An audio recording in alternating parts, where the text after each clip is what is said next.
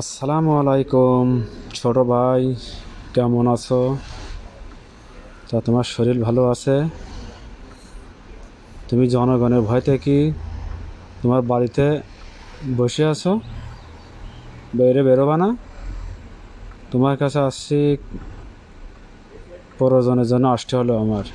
তুমি যে 2-3 দিন নেট বন্ধ করে রাখছো ছোট ভাই জুনায়েদ, তুমি কবে চালু করবা? তোমাদের কি বলবো আর, তোমাদের হাতে ক্ষমতা দিয়ে।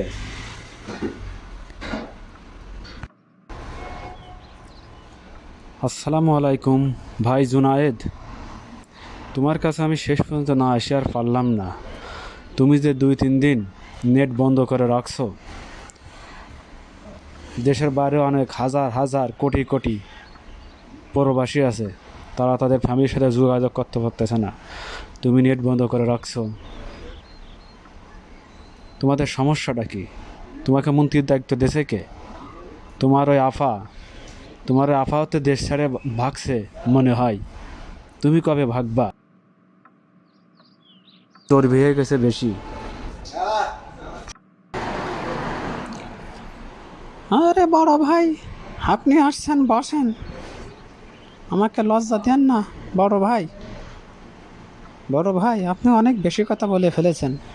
ক্ষমতা এখন আমাদের হাতে, আমরা যা ইচ্ছা তাই করতে পারি। ক্ষমতা এখন আপনাদের হাতে না, আমাদের হাতে।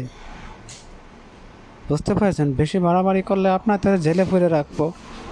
ওকে, সাবধানে কথাবার্তা বলেন।